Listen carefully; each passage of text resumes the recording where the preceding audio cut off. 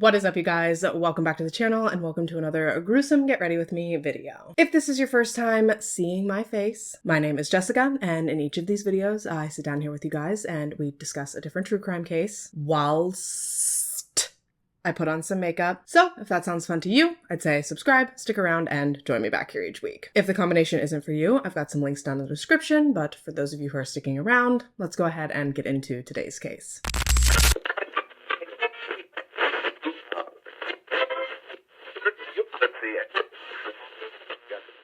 So, that last video, yikes.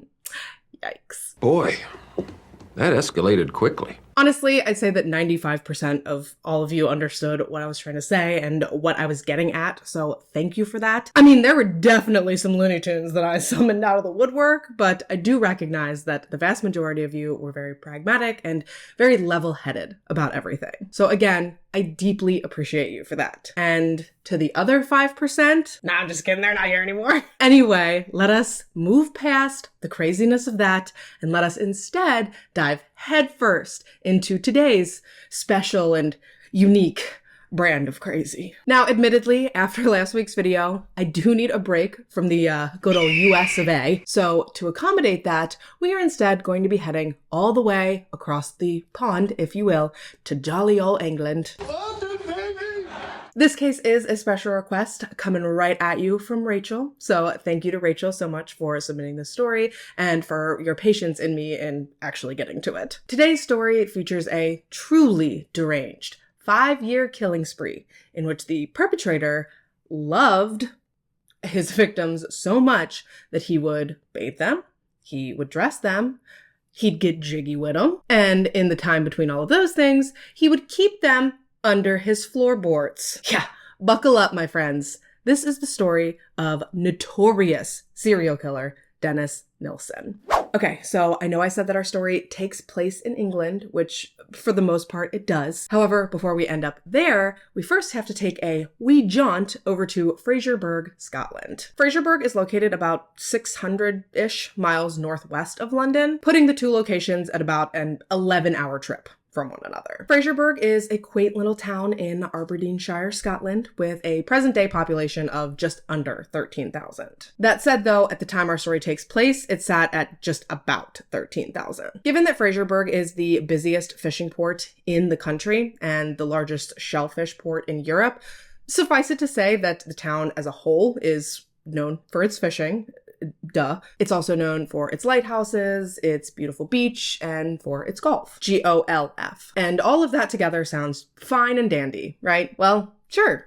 Until you learn that it's also famous for the man at the center of our story here today. Dennis Andrew Nilsen was born on November 23rd, 1945 in Fraserburgh to his parents Elizabeth and Olav. The two had met during Olav's time in Scotland as a Norwegian soldier. They met, they dated briefly, and by 1942, they had officially tied the knot. And from what I could gather, once they'd married and they'd settled into their lives together, our girl Lizzie, she started squirting out kids quick. Just 3 years later, Dennis was born, and he was already their second. And then following him, pretty quickly after, came his sister. So there was Elizabeth, Olav Jr., Dennis, and then finally Sylvia, thus completing Nilsen party of 5. Looking back though, I guess it's a good thing that she shot him out as quickly as she did, because by 1948, Elizabeth decided that she had fucked up entirely just in marrying Olav, and she wanted out. I don't think that their marriage ever was particularly dreamy, but from what I read, Olav seems to have cared significantly more about his duties as a soldier than he ever cared about being either a husband or a father. So when Elizabeth floated the idea of getting divorced to her parents, whom, mind you, never wanted her to marry Olav in the first place, they were like, hell yes, girl, leave his ass, we got you. They wanted her away from that man so badly that they were willing to roll out the red carpet for she, as well as her 3 children, to come and live with them. And, for the most part, this arrangement seemed to work well. At least for a while. Elizabeth was happy to be away from Olav. She had help with the kids. They had a roof over their head. I mean, what more could you really ask for? And Dennis, in particular, he loved living at his grandparents' house. He and his grandpa Andrew, they were like this. Obviously, Dennis was partially named after his grandfather, with his middle name also being Andrew. But beyond that, from the time they moved in with them, when Dennis was just 3, he and Andrew were basically the best of friends. The family would go on these gorgeous picnics along the Scottish countryside. His grandfather would carry him on his shoulders on these long, beautiful walks through all of Scotland's amazing nature. At this point in his life, Dennis really was just content. He felt safe with his grandpa. He knew he was always looking out for him. He always had his siblings around. For a 5-6-year-old, life was mostly good, except for, when it wasn't. Now, for a while during early childhood, the only moments that Dennis could remember actually being viscerally unhappy were the times that his grandpa was away at sea. As previously mentioned, Fraserburgh hosts the busiest fishing port in the entire country. In fact, it's actually so busy that I believe even to this day, the fishing industry in Fraserburgh actually employs over half of the working population. And at the time our story takes place, that did in fact include Dennis's beloved Pappy. So Andrew was actually gone away at sea fishing fairly often, considering the fact that he had 5 mouths back at home to feed. And like I said, these stretches of time for Dennis, they were particularly rough. Dennis loved his grandpa so much, so whenever he was without him, he felt empty. But then, of course, Andrew would come back and everything would be all peachy keen again, right up until he went away for his next stint out on the water. Lather, rinse, repeat, completely predictably, all the way up until late 1951. Dennis is 5, about to turn 6 at this point. Grandpa Andrew takes off. He's out at sea for another trip. Things are going well, per usual, until Halloween night, when poor old Andy, he died. Yeah, massive heart attack, just right there on the North Sea. Honestly, I can't say that I really blame him, because have you seen North Sea TikTok? I'd have a fucking heart attack out there too. That shit is terrifying. Almost as terrifying as how Dennis's sweet old mom decided to break the news of his grandpa's passing to him. Okay, so after Andrew kicked it out at sea, obviously they're not just going to keep him on the boat for the rest of the weeks that they're going to be out there. So at the first opportunity they got, they brought his body ashore and they mailed it back to Dennis's mom's family, basically in a cargo box. Now, I really can't be sure, but in hearing that, I'm imagining something along these lines, although some sources do refer to it as a coffin, but I don't really see them mailing him in a coffin, but who's to say? It doesn't matter. That's not the point. The point is that when the box arrived back at the house, Dennis's grandma and his mom, I guess they laid it out on display. They just popped it open and there's Grandpa's body in a box on the floor, on a table. I don't know. All I know is that Dennis was just happy as a clam, walking in from school that day as if it's any old regular schmegular other day. He's greeted by his mother. It's probably typical, whatever. However, much to Dennis's surprise, his mom actually then asked him if he would like to see his grandpa. And instantly, Dennis is pumped. We know if there is one thing in this world he loves, it's his papa Andrew. So of course, he says yes. I mean, this is just a wonderful surprise. His favorite person in the world is now back home weeks earlier than he'd expected to see him. This is great. He runs into the other room. He's expecting a warm embrace from his grandpa, who, mind you, was apparently the only family member to ever actually hug Dennis. So he's ready to leap into his arms and ask him all about his fishing trip when, bam, he is stopped right in his tiny little tracks. Yeah, you see, nobody had really taken the time to mention to Dennis, to alert him, to warn him, that Grandpa had died. So his mother instead had just sent him into the room to just see how things played out. She figured it wasn't worth a difficult conversation. He could just figure it out himself. I mean, honestly, we could pack it up here and be done. No wonder little homie loses his fucking mind after this. Hello? You cannot just spring something like that on a child. Their tiny little brains cannot process something like that. They can't handle that on their own, especially completely unexpectedly. My God, what was that woman thinking? And from what I could gather, it really does seem like this whole awful event kind of broke little Dennis's brain. From that point on, with each passing day, Dennis seems to have become more and more quiet and more withdrawn. He no longer made any effort to make any friends. He barely spoke to his family. I mean, he was just completely detached from everything. More often than not, if he wasn't just holed up alone in the house, you would find him standing alone at the harbor, just watching the boats pass by. And as if things weren't bad enough for Dennis already, soon after his grandfather's death, his mother remarried, moving him and his siblings out of the home that they had shared with their grandparents and into a new, smaller flat with their new stepfather. Over the following few years, his mother and stepfather would go on to have a few more children, and with each new addition to the family, Dennis began feeling more and more like a black sheep. He felt as though his new half-siblings were all that his mother cared about. He felt as though his stepfather favored his brother as far as the original 3 siblings were concerned. Overall, it does not sound like the new house and the new dad and the new siblings were a very happy transition for Dennis. Don't worry though, because it's only going to get more difficult and more confusing for him as time goes on. To recap, Grandpa dies, he's put on display in the living room, Mom remarries, he hates his new stepdad, he's overshadowed by his siblings. Oh, he almost drowned at one point. That was probably traumatizing. So what else could life possibly throw at young Dennis?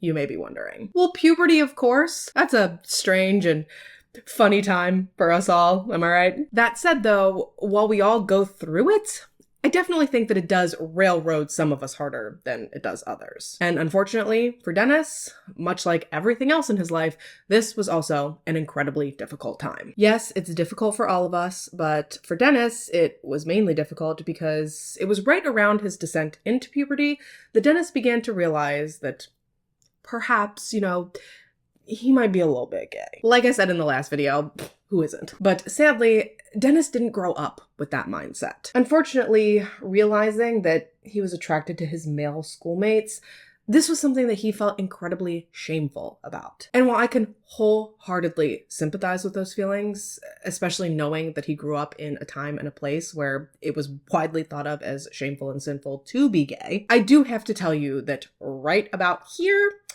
this is going to be where my sympathy for Dennis stops. And that's because in order to try to prove to himself that he wasn't gay, Dennis decided to molest his very own sister in hopes of finding it arousing. Spoiler alert, it didn't work. I can totally see wanting to experiment and to see what you're into, but you do that with other consenting, age-appropriate, non-biologically related partners. You do not put your grubby little hands on your baby sister in hopes of manipulating the gay out of you. Gross, Dennis. Now, surely this could be a space to discuss the idea that had there not been such a deplorable stigma surrounding being gay at the time, would Dennis have been so desperate to try to change himself? Perhaps not, but at the end of the day, even when he'd accepted his sexuality, he was still a depraved monster. So unfortunately, I think that's just who Dennis was. Gay, straight, or somewhere in between. I don't think it would have mattered. However, as those around Dennis began to suspect that he might be gay, mainly his older brother, who ridiculed him for it constantly, that didn't help the situation. Let's just say that. Overall, Dennis was just absolutely and completely miserable at his home, as was he also apparently a danger to his sister. But as far as Dennis specifically was concerned, he did not feel as though his life was going to get any better where he was. And so rather than staying at home for years to come and finishing traditional schooling and then moving on from there, Dennis instead at age 14 decided to join the Army Cadet Force in hopes of eventually transitioning into a career as a chef with the British Army. And now, Dennis may have been a big old weirdo and a sexual predator by this point, but I will hand it to Lil Homie, he was definitely smart. He passed his Army entrance exam with flying colors before then signing a 9-year service contract. He began his training with the Army Catering Corps at the St. Omer Barracks, located in Aldershot, Hampshire,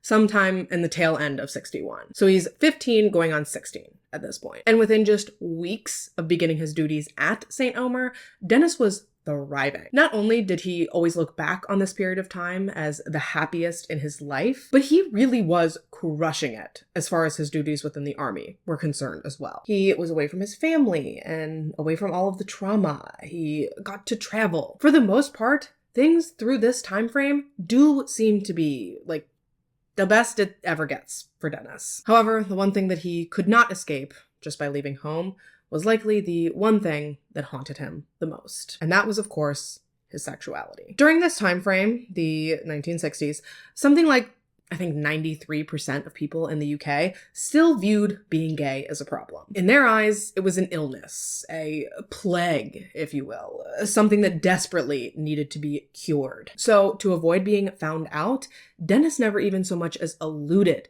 to his fellow cadets that he was interested in men. In fact, he jumped through hoops on motherfucking hoops to keep that shit as hidden as he possibly could. He refused to even shower with the other cadets, which is typically just how it's done. But Dennis was so scared that being surrounded by all those hunky, wet, naked men, he thought it might just be too much for him. So instead, he went out of his way to shower alone so that he could avoid any unwanted pop-ups from the downstairs neighbors, if you catch my drift. But what's actually super ironic about that is that when he showered alone to avoid getting a boner, he also used that time to romance himself. Don't get me wrong, everybody's got needs. There's nothing to be ashamed of.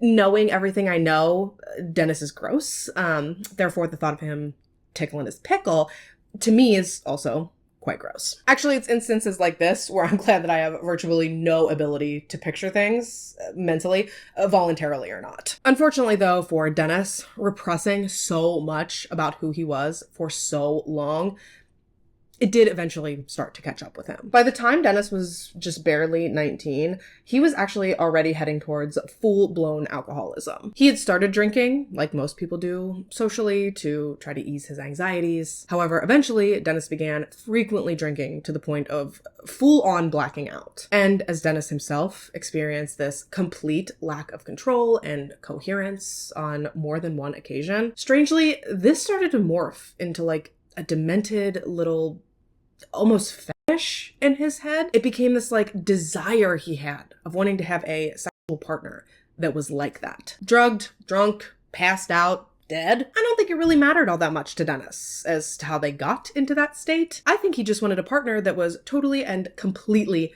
at his mercy. And what's even more freaky is that Dennis took this desire and he tried to flip it in these like weird experiment type things that he would try to do on his army buddies. So like sometimes when they would go out drinking, Dennis would pretend to be drunk, which he normally was, so this was nothing new to the other men. But when Dennis would do this, he would actually be completely sober and just acting wasted, all in the hopes that one of the other men would decide to seize the opportunity and take advantage of him when he blacked out. Now, to my knowledge, no one ever actually took this opportunity, but damn, for someone who was allegedly rubbing him out as frequently as Dennis was, the fact that he was still so hard up that he wanted to be literally sexually assaulted, I mean, what the fuck? I'm telling you, I genuinely believe that his brain broke that day that he saw his dead grandpa in that box. He never got over that shit. And he only seems to have gotten weirder and weirder and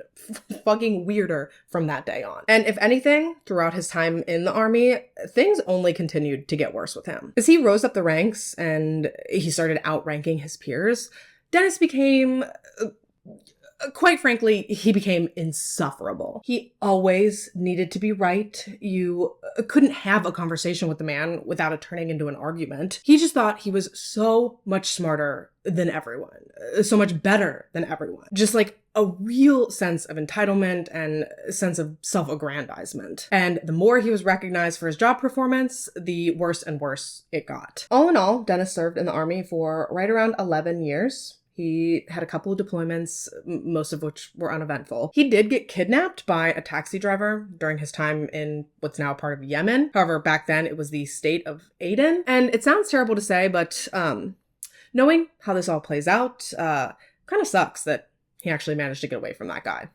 But alas, he did. He survived, and he made it out of the army in 1972, just before his 27th birthday. His service time came to an end, and he subsequently ended up moving back home briefly. His plan was to live with his family again until he figured out his next steps career-wise. However, following a big old rumble in which his brother tattled on him for being gay, Dennis left his family home, understandably pissed, and actually following that night, he rarely, if ever, spoke to anyone in his family ever again. So what is Dennis's direction now? He's no longer in the army. He no longer has his family. He no longer has any real significant relationships to lean on. So where's he going to turn? Well, he's going to turn to London's Metropolitan Police Department, of course. Yep, our old pal Denny has now decided that he wants to be a cop because...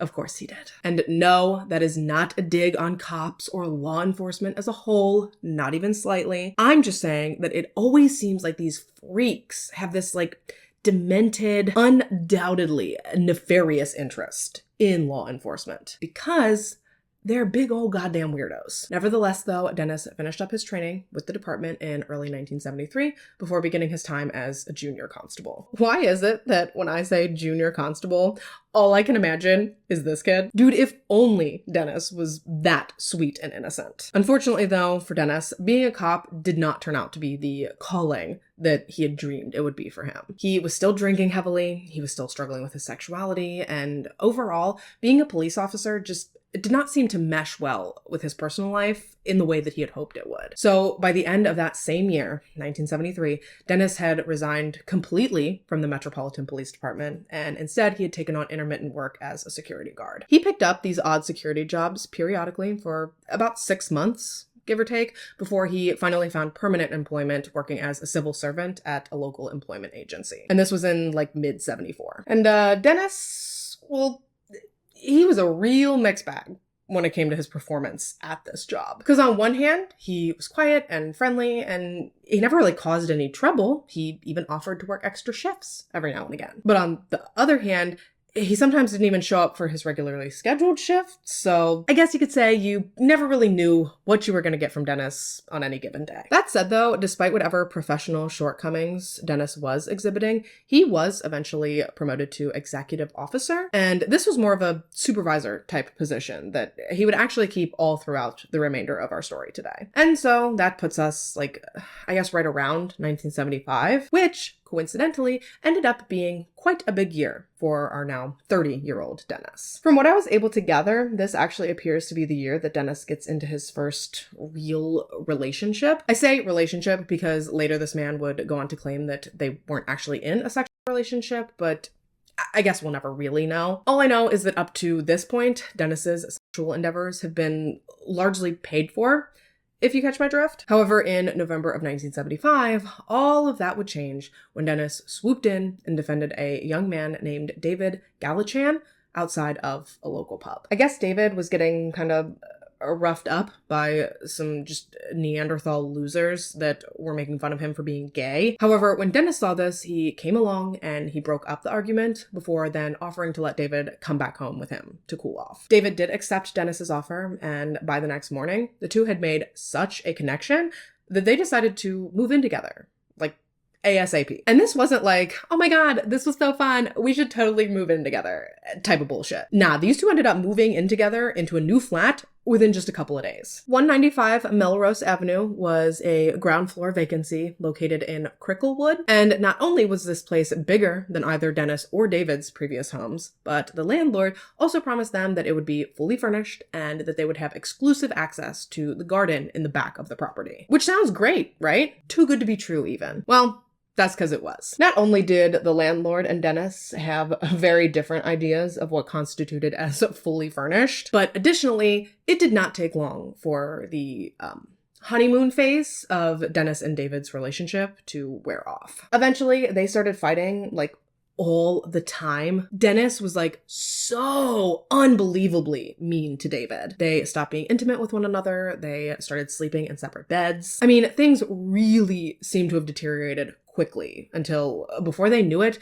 they were both just parading other partners through the house in front of one another. It is giving toxic for sure. And wouldn't you know it, within 18 ish months of being together, in May of 77, Dennis and David decided to call it quits and to go their separate ways. David ended up moving out of he and Dennis's flat, while Dennis opted to maintain the lease and to just stay put. He figured he'd already been managing all of the bills for he and David all this time, so it could only get more affordable now, having it down to just one person. And boy, was he just one lonely person. He tried dating a couple of other men once he and David's relationship exploded, but nothing else ever really seemed to stick. So by 1978, Dennis had become something of a hermit. He didn't really leave his house for any reason other than to go to work or to go out to get booze. Instead, he spent every night isolated and alone and drunk in his flat, just listening to music. And honestly, if he hadn't have gone on to become such a demented monster, this might have made me feel bad for him. Because, I mean, even the most introverted people aren't meant to be alone that much. Truly, if you look into it, the impacts of long-term isolation, they're pretty scary. Obviously, there's loneliness, depression, anxiety. I mean, those are a given. But what's crazy is that there can actually be ramifications to a person's physical health as well. Yeah, studies link isolation to higher risks of developing heart disease, stroke, high blood pressure, type 2 diabetes, dementia. Like, as much as it's popular and funny to joke about hating other people, at the end of the day, humans are scientifically proven to be pack animals. We need social interaction, and if we don't get it, we might snap. And ironically, that wraps us right back around to Dennis and his broken brain. After a while, even Dennis recognized that, like, this constant isolation, it wasn't doing him any favors. And so, on December 30th, 1978, after getting absolutely shammered at home by himself, Dennis decided that before he turned in for the night, he at least owed it to himself to try to leave the apartment and to socialize a bit. Even if it was just for an hour, it had to help some, right? Well, little did Dennis know in that moment that decision would, in fact, change the entire course of the rest of his life. Stephen Dean Holmes was just 14 years old when, purely by happenstance, he found himself in Dennis's crosshairs. Stephen, who was originally from Ireland at the time our story takes place, was just your average, run-of-the-mill, happy teenage boy. He had a good family, he had friends, he loved sports, he loved music. Like I said, he was a completely normal boy, just living a completely normal and happy life, right up until he walked into Cricklewood Arms pub that cold December night. And hearing that, instantly, I'm sure like, what was a 14-year-old boy doing in a pub? And answer, I don't know. I know he was on his way home from a concert before he walked into the bar that night. So was he cold and just looking for a place to warm up? Perhaps. Was he looking to carry on his good time and see if maybe he could score himself some booze? Maybe. I mean, I know the kind of shit I was getting into at 14, so I'm definitely not going to write it off completely. Whatever the case may be, though, bottom line is that he walked into that pub, and from that night on, no one ever saw him alive again. As soon as Stephen walked into the bar, Dennis took notice of him immediately. Yes, he was instantly drawn to this 14-year-old boy. No. Eventually, he got up the nerve to go over and to introduce himself to Stephen. He did always maintain that age never came up, as if there was any chance that this boy was anything other than 14. Nevertheless, though, they get to talking, they hit it off, I guess as much as a 33-year-old man and a 14-year-old child can, which shouldn't be at all, but here we sit. And reprehensibly, after hanging out together in the bar for a bit, Dennis eventually offered to take Stephen back to his place so that they could hang out and drink a little more and listen to some music. And while researching this, I was just screaming, like, don't do it. Objectively, though, I get it. Not only was this era vastly different than the era that we currently find ourselves in, but kids are naive. All poor Stephen sees here is this cool older guy offering to let him drink and to listen to music, which we know Stephen loved. I mean, he had no idea that he was walking straight into a demented, horrible nightmare that he would never make it out of. Once back at Dennis's flat, at first things progressed, I assume, exactly how Stephen expected they would. Dennis did in fact provide him with some booze. They did in fact listen to some music, and eventually, because Stephen was in fact, a literal child, the booze caught up with him and he ended up just kind of passing out, asleep, right there in Dennis's flat. Something that Dennis was all too eager to try to take advantage of. Seeing Stephen sleeping there peacefully right in front of him, well, he simply just could not resist. Slowly, Dennis slithered his nasty, lanky-ass little body out of his clothes. He crept over to the bed where Stephen slept, and very gently and very quietly, so as not to wake Stephen up, Dennis climbed in bed next to him for a wildly inappropriate and frankly disturbing snuggle sesh. And Dennis later admitted that lying there next to an unconscious Stephen, this was the happiest that he had felt in months, maybe even years. He felt so at peace and so content for hours lying there next to Stephen that when reality came screaming back to him, when he realized that eventually this boy was going to wake up, he was going to come to, and he was going to leave. Yeah, things might have been good for a few hours, but at the end of it, Dennis realized that he was going to end up right back where he had started. Sad, drunk, and alone. And that singular thought, knowing he was probably never going to see this boy ever again once he left, that thought alone scared Dennis more than probably anything else in his life ever had. And so acting on sheer desperation to never lose his new friend and to never be alone again, Dennis, using Stephen's own necktie, strangled the boy to the point of unconsciousness. Obviously, he had been sleeping when Dennis first made the move to strangle him. However, having something tightened around his throat, that quickly woke Stephen up. I mean, can you imagine? That had to be so unbelievably disorienting and confusing and just terrifying. Stephen did try desperately to fight back against Dennis, to get the tie off his neck and to get away, but ultimately it was just no use. Dennis was more than twice his age and twice his size. And before he knew it, his eyes went black, his body went limp, and devastatingly, that horrifying image, that would be the last thing that Stephen would ever see. Because as Dennis stood there, standing over Stephen's now limp body, he knew that he couldn't just let him wake up and leave. Not only would he then still wind up alone, but chances are that now that he attacked this boy, he was probably going to end up in some trouble too. Neither of which Dennis viewed as an actual option. So he rifled through his apartment and found a bucket, which he filled up with water before carrying it over to where Stephen lay. He stared at the boy,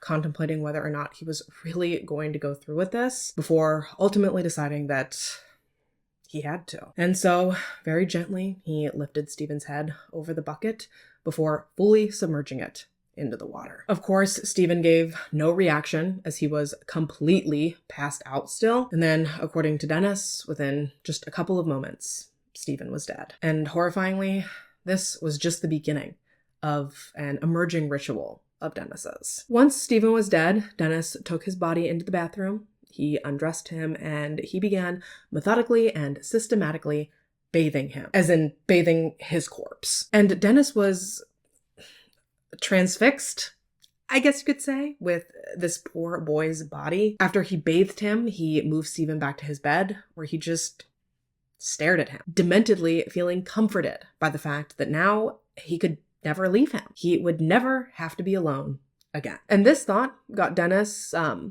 real amped up. So amped up, in fact, that he then took this opportunity, after murdering this boy, to romance himself over his body.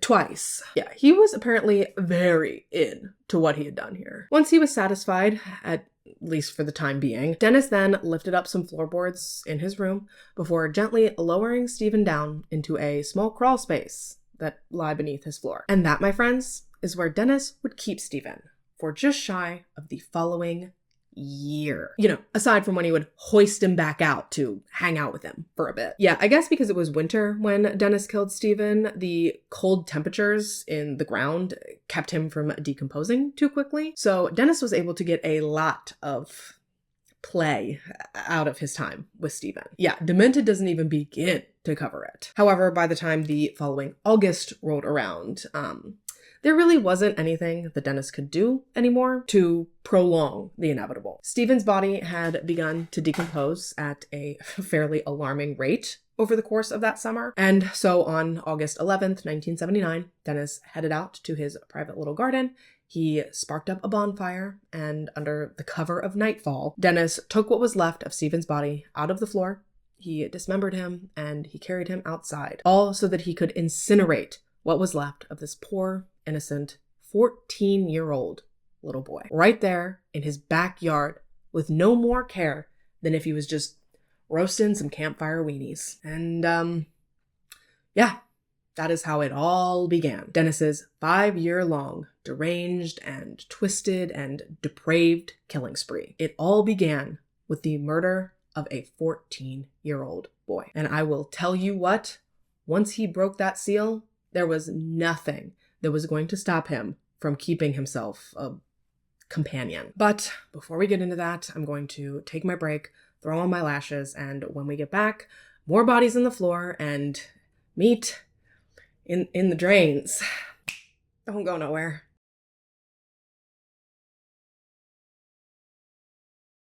All right, so we're back, and just before our break, Dennis had officially gotten away with his first kill. And when I tell you that he really wasn't trying to wait to get around to that second one, literally 2 months to the day of when Dennis disposed of Stephen, so October 11th, 1979, Dennis attempted to take his second life. Andrew Ho was a young exchange student, originally from Hong Kong, whom Dennis happened upon that night at St. Martin's Lane pub. Much like with Stephen, Dennis approached Andrew and he struck up a conversation, this time knowing full well what his true endgame was. And after talking and hanging out at the pub for a while, Dennis propositioned Andrew for the sex. He invited him back to his place. Andrew obliged, but once they got to Dennis's flat, things escalated beyond where Andrew had intended they would very quickly. Evidently, when speaking about what they might get into that night, Andrew insinuated to Dennis that, he wasn't opposed to maybe a little bit of bondage, no judgment, is two consenting adults, do your thing. However, what Dennis took that to mean was strangle Andrew with a tie. Yes, exactly as he had done to Stephen. Boo-hoo for Dennis, though, was that unlike Stephen, Andrew was not so easily overpowered, and he managed to escape from not just Dennis's grasp, but he managed to get the fuck out of Dennis's apartment altogether. He got the hell out of Dodge, he ran his ass straight to the police station, and he reported to them exactly what had happened to him. And then Dennis was arrested, imprisoned, and now we're done here, right? Wrong. Look at that time bar. We're just scratching the surface on this shit. Now, Dennis was questioned regarding this incident, but when push came to shove, for whatever reason, Andrew decided not to pursue his case against Dennis. Therefore, the whole thing kind of just fizzled into nothingness. Once again, leaving Dennis free to hunt down his next victim. 23-year-old Kenneth Oakenden was in London from Canada, visiting relatives, when he had the misfortune of happening upon Dennis at a West End pub one day, just right around lunchtime. Again, Dennis sought out Kenneth. He struck up a conversation with him, and after a few hours of talking, the two had really seemed like they'd hit it off. They took a long walk around town together, they kept on drinking, and as the afternoon came to a close, Dennis invited Kenneth back to his place to have dinner together and to hang out a bit more before Kenneth had to head back to his hotel. Kenneth agreed, and at first, when they got back to Dennis's, things were still going really well,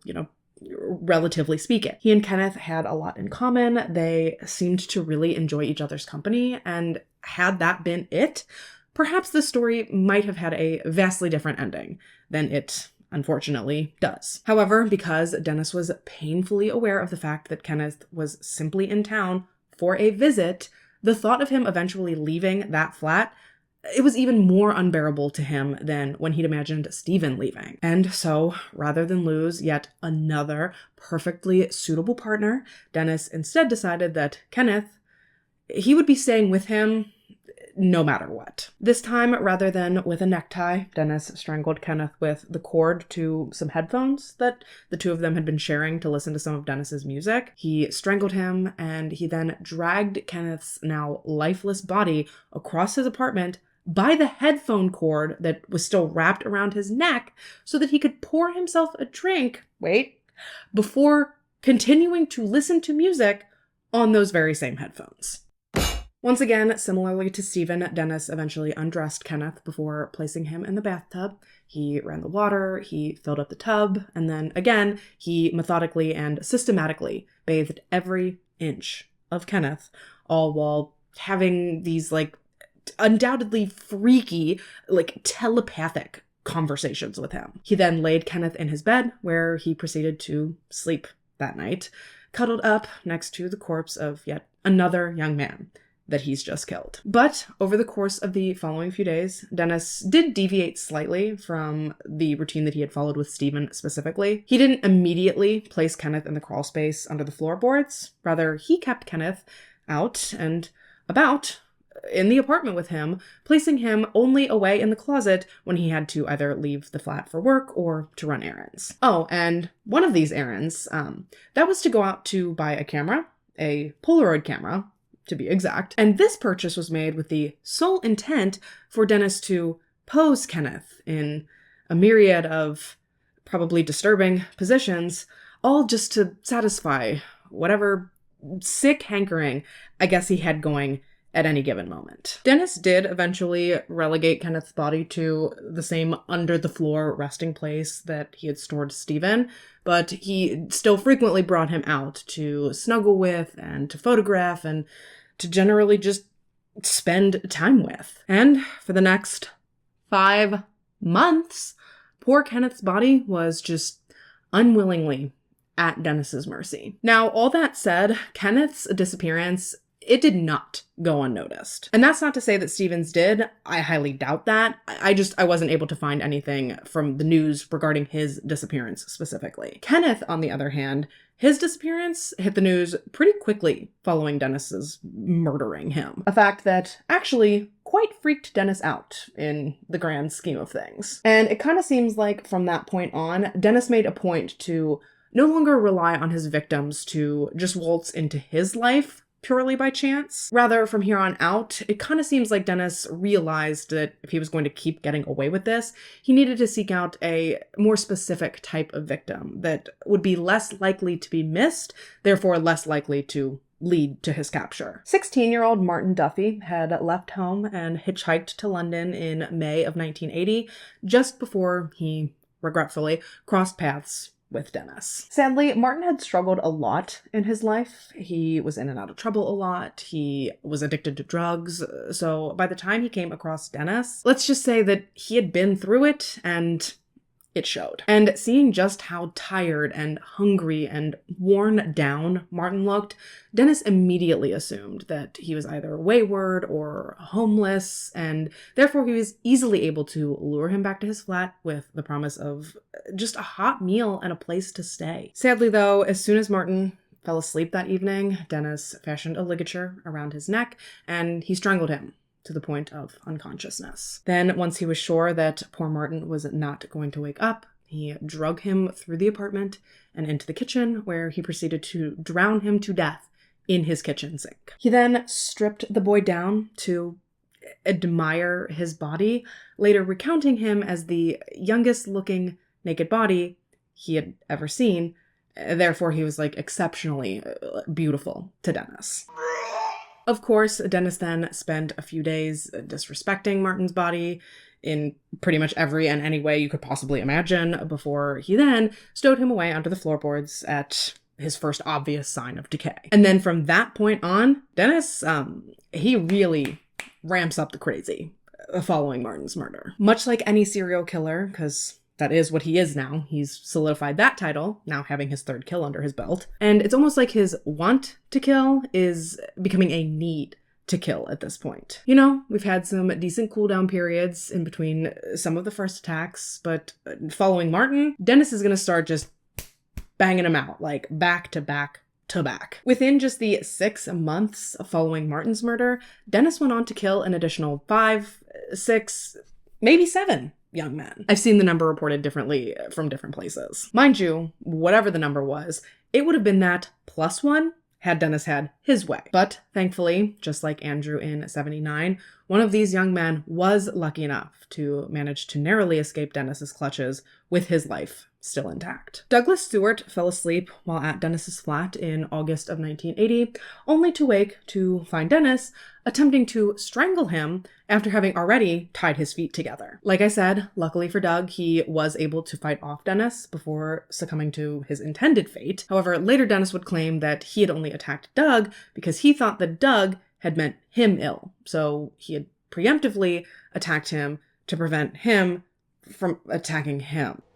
What are you talking about? I don't know. It was obviously all just a bunch of bullshit. The cops were eventually contacted. However, nothing ever came of this because it was really just Dennis's word against Doug's. And since Doug had managed to escape with his life, I guess it all kind of just boiled down to no harm, no foul again. And because of this, sadly, numerous other men that year would not be so lucky. And the only one of these men to ever be identified was 27-year-old William Sutherland. Now, supposedly Dennis wasn't even really interested in anything to do with Billy. However, as a working gentleman of the night, Dennis claims that Billy followed him back to his flat, all while pestering him to solicit his services. Then, apparently, in a blacked out, drunken stupor, Dennis ended up killing Billy, only to realize what he had done the following morning when he woke up to find Billy's body just laying there. And so, now, heading into 1981,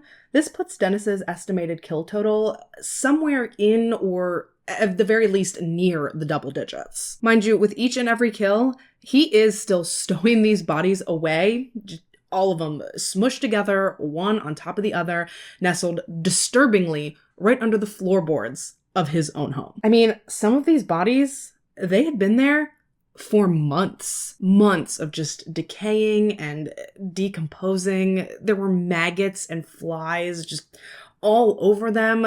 It's a revolting mental image. And Dennis did try to manage the odor as well as the maggot infestation by spraying deodorant as well as insecticides into the crawl space. However, when that didn't work, because Dennis resigned himself to the fact that his posse they would need to be dealt with. And so, one by one, he removed his friends from the crawl space, he took them outside, and he placed them in another bonfire that he had built. This time he threw an old car tire on top of the fire once he had everybody's body parts in it, and he did this as a way to try and mitigate the undoubtedly vile odor that this ghastly fire was going to emit. And this fire in particular, it burned for hours, even at some points drawing groups of neighborhood kids to gather around and watch. But even with this audience and with the smell and even the multiple times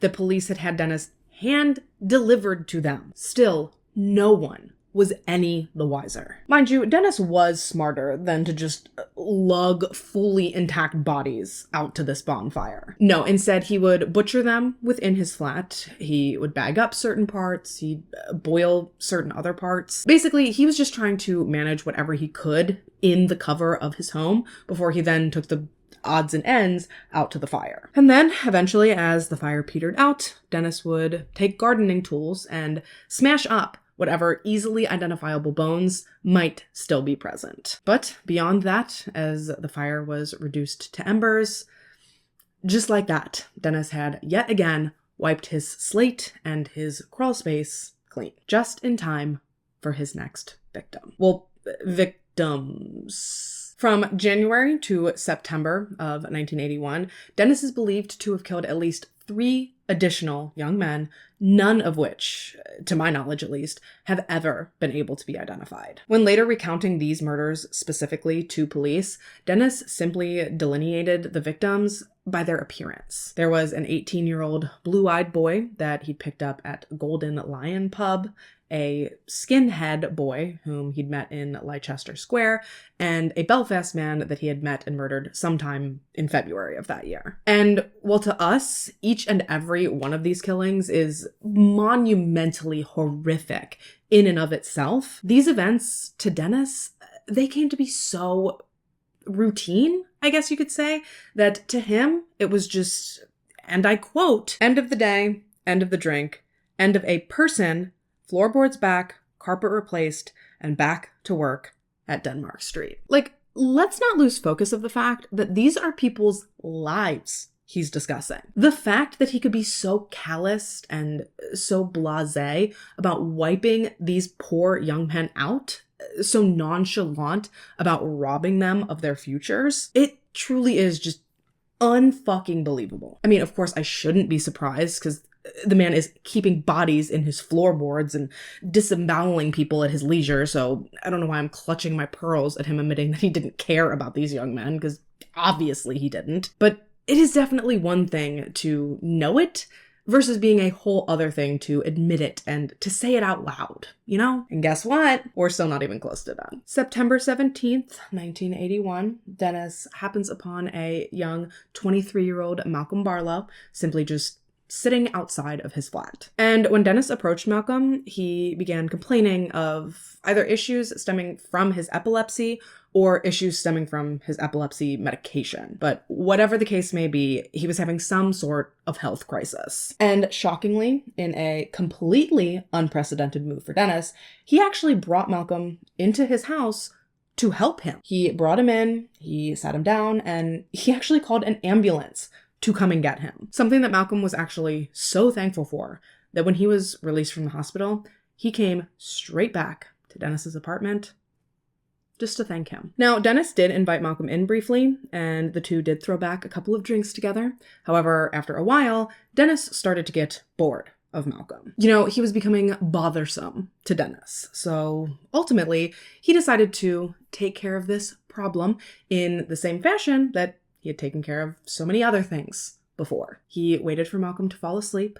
He silently approached him so as not to wake him. And as was second nature to him at this point, Dennis began to strangle him. This time, Dennis didn't feel the need to complete any sort of ritual that he normally would. No, instead, this was seemingly one of the few times that Dennis just killed someone because he didn't like them and he didn't want them around anymore. And that's quite interesting when you think of the fact that he typically killed people because he did like them and he did want to keep them around. I don't know. It's just, it's interesting. He didn't take Malcolm to the bath. He didn't change his clothes. He didn't take any pictures of him. He simply killed this man to rid himself of him, and then he shoved him into one of his kitchen cabinets. Evidently, the crawl space was just teeming with bodies at this point, and he didn't really have much, if any, space to add Malcolm to the bunch. So for now, going under the kitchen sink was just gonna have to do. Little did Dennis know, though, that he had much bigger problems on the horizon than an overzealous transient like Malcolm. Shortly after he had murdered Malcolm, Dennis was actually forced to move out of his ground floor flat at 195 Melrose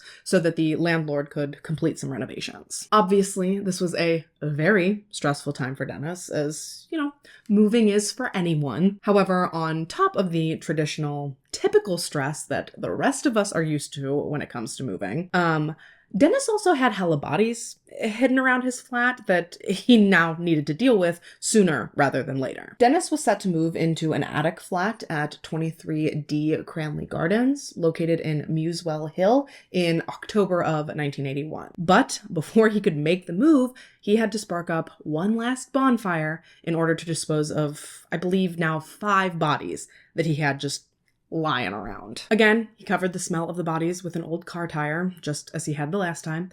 And again, somehow, Dennis managed to dispose of these bodies and to walk away scot-free. He packed up his flat, he moved the 6 miles northeast to Cranley Gardens, and he settled down into his new abode. And actually, at first, Dennis thought that this might be a positive change for him. He thought that without some of the amenities that he had grown so used to at Melrose, maybe he wouldn't be able to keep killing people at Cranley Gardens. For starters, he was on the top floor now of the building, making transporting things much more difficult. He no longer had a private garden to access for his bonfires, and he also no longer had removable floorboards to put his buddies in. Big bummer, right? So he thought this was it. This was the end of the madness. But do you think that this actually stopped Dennis from continuing his killing spree? Because it absolutely, unequivocally,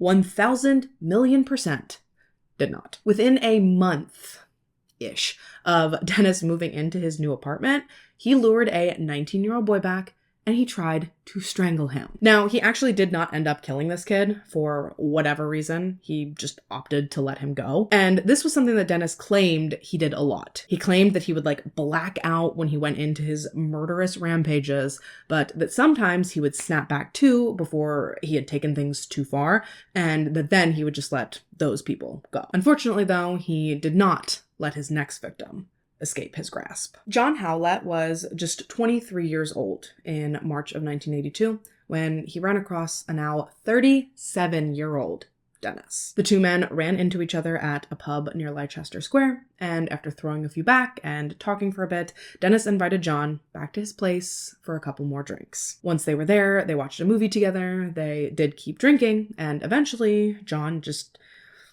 plumb fell asleep. Dennis claims he did try to wake John up about an hour later, but homeboy had been drinking all the livelong day. So although Dennis supposedly attempted to wake him up, he was wildly unsuccessful. And so there, standing in his flat, staring at his favorite thing in the world, an unconscious man, Dennis decided to just seize the opportunity and he began to strangle John. Unfortunately, though, for Dennis, ironically, this actually did wake John up. And when he realized what was happening, girl, he was pissed, and rightfully so. He and Dennis ended up in this crazy all-out brawl, with John attempting to strangle Dennis in retaliation for Dennis trying to strangle him.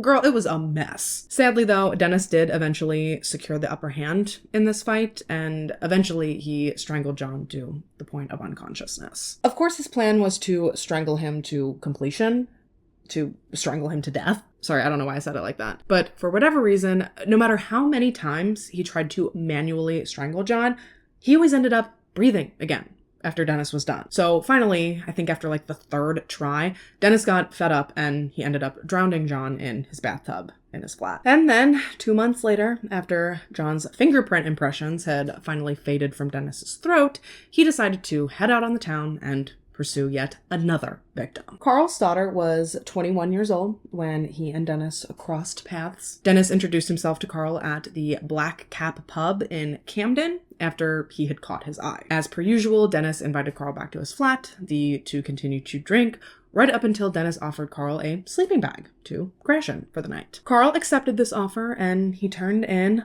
only to wake up to find Dennis trying to strangle him. Yeah. Now, at first, more than anything, Carl was just confused. I mean, I'm sure we've all been there, alcohol or not. When you're in that, other dimension type sleep and you wake up in your own bed and you're confused about who you are and what friggin' year it is. So I can imagine that it would be rather disorienting to wake up drunk and in a stranger's home. Understandably, it might take you a minute or so to regain your bearings. And now, clearly seeing that he had freaked Carl out, for whatever reason, Dennis decided to back off, and he instead tried to comfort him. He explained to Carl that, he had seen that he was kind of tangled up in the zipper of his sleeping bag, and so wanting his guest to be comfortable, he was just trying to fix it. And while this did placate Carl momentarily, when he woke up the next time, to Dennis trying to drown him? Yeah, fool me once, shame on you, but fool me twice? I don't fucking think so. Carl immediately began trying to fight back, however, with the element of surprise and the awkwardness of trying to drunkenly fight his way out of a bathtub. Carl really didn't stand a chance. Before he knew it, Dennis had submerged his head and his face in the water until he blacked out. And thinking that he'd succeeded this time in killing Carl, Dennis went about his usual routine. He was traipsing him all up and down the apartment. He was positioning him in various places, as if Carl was just a casual guest. However, what Dennis failed to realize was that Carl, sweet baby Carl, he was still alive. Yeah, he'd been knocked out, and his breathing was pretty shallow, but rest assured, dead he was not. And as living people tend to do, eventually Carl did come back to. And when he realized where he was and what had gone on, he asked Dennis, like, hey, what the fuck? And that is when Dennis proceeded to weave perhaps the tallest of tales, telling Carl, like, you don't remember? I found you helplessly tangled up in your sleeping bag, suffocating and on the brink of death. And so I saved you. He then tried to assure him that he had only placed him in the water to combat his shock. Yeah, only thing shocking here, Dennis, is your expectation that Carl's gonna believe that crock of shit, but okay. So, acting on self-preservation alone, Carl pacified Dennis, and he was like, oh, cool.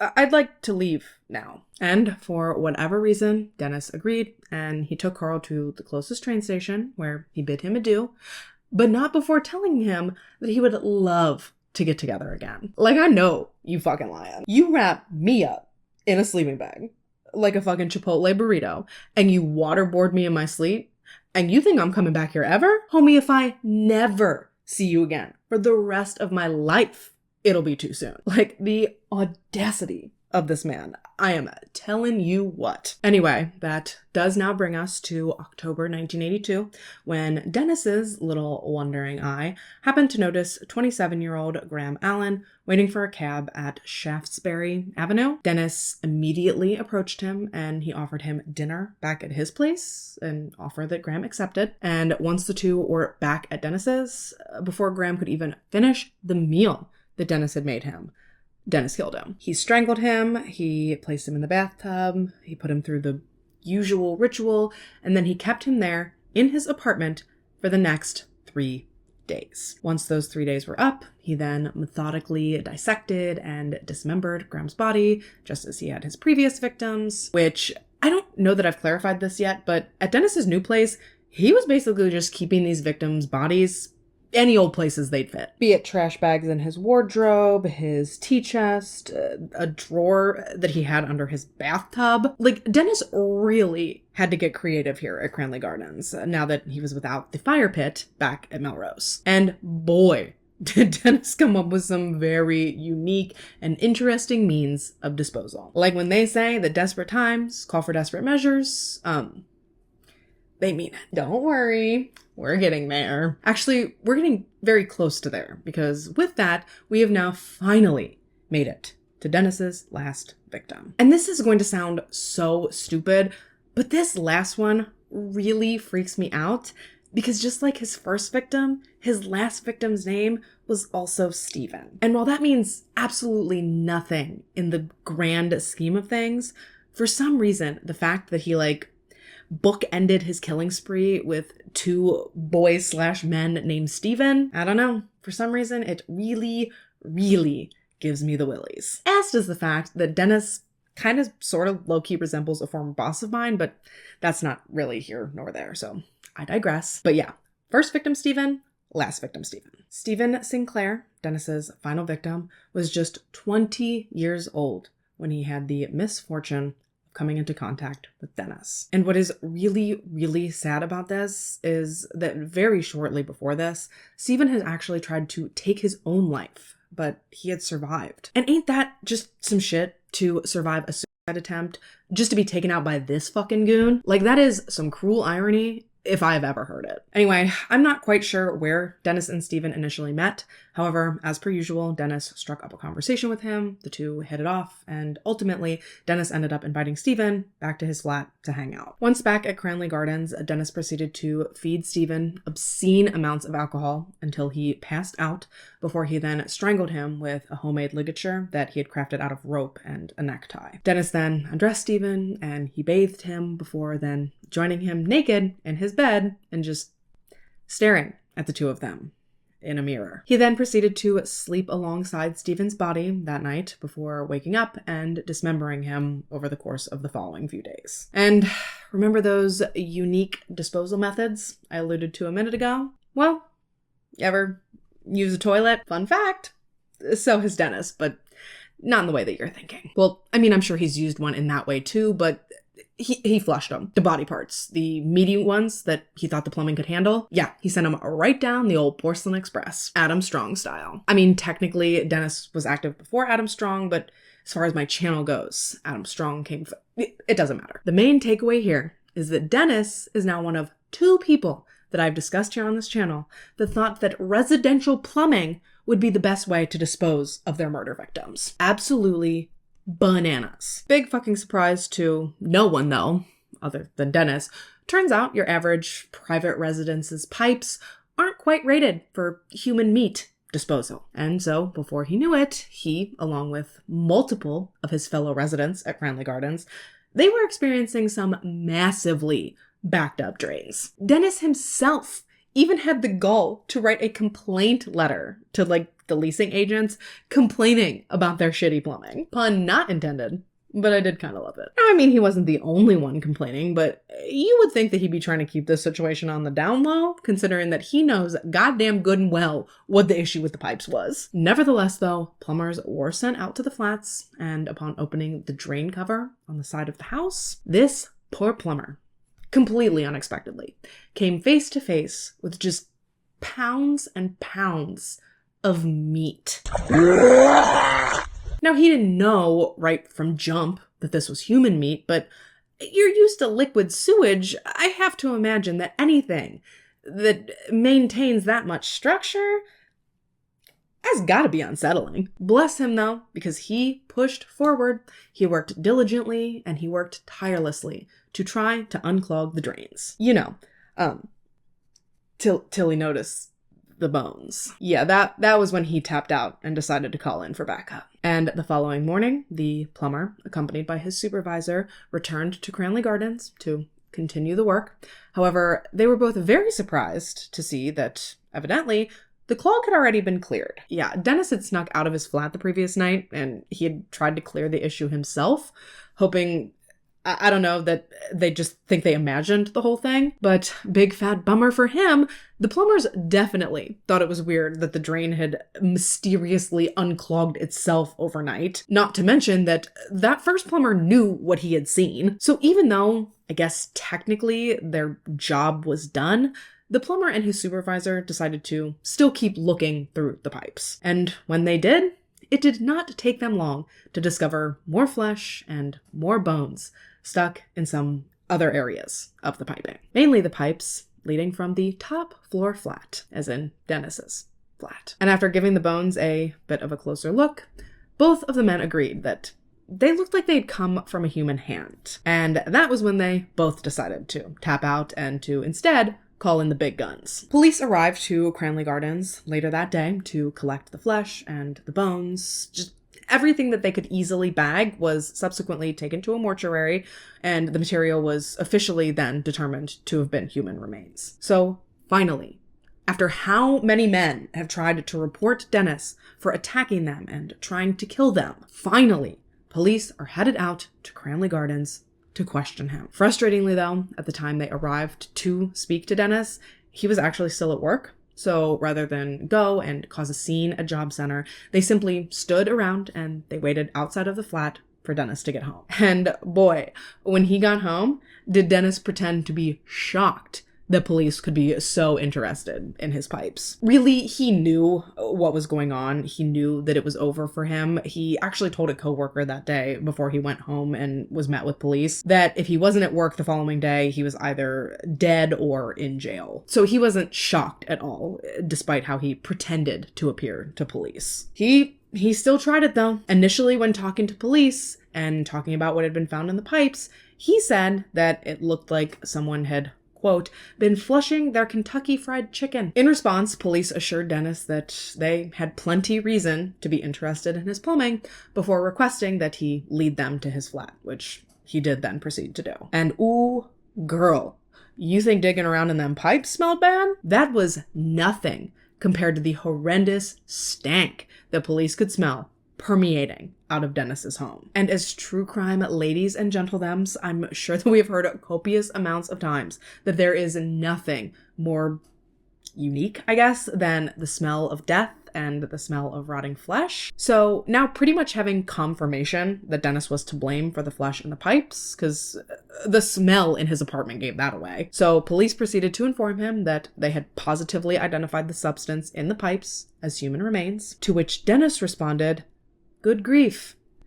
How awful." Okay, Charlie Brown. Sorry, I have absolutely had it with Dennis at this point, as had the police by the point they were at. They didn't have time for Dennis's games, and with their patience wearing thin, DCI Peter J. demanded that Dennis cut the crap and tell him where the rest of the body was. Singular, as in one. Yeah.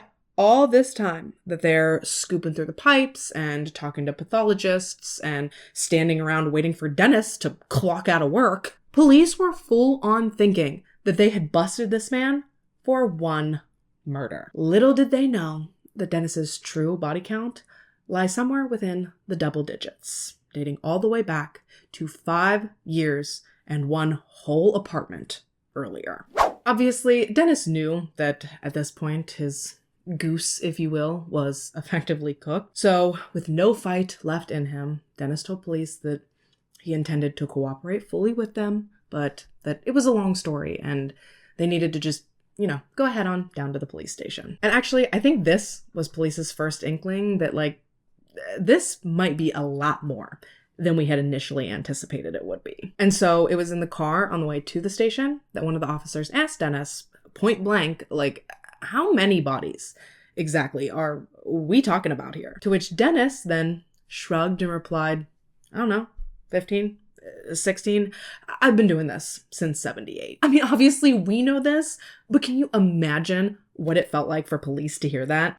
That one had to sting, especially when they connected the dots that so many different men had reported Dennis for being an absolute fucking weirdo, but that somehow every time he had simply managed to fall through the cracks. And assumably, that reality hit even harder later when police returned to Dennis's flat to remove the bodies, and they came quite literally face to face with the carnage that had slipped through their fingers. Overall, police recovered 2 dissected torsos, a shopping bag filled with various organs, a human skull, a severed head, a mostly intact torso, a lower torso and 2 legs, another skull, another partial torso, and various miscellaneous bones. And these parts were recovered from different hiding spots all over Dennis's flat. Truly, at the end of the day, I have no idea the exact number of lives that Dennis truly actually took. Honestly, I don't think anyone does.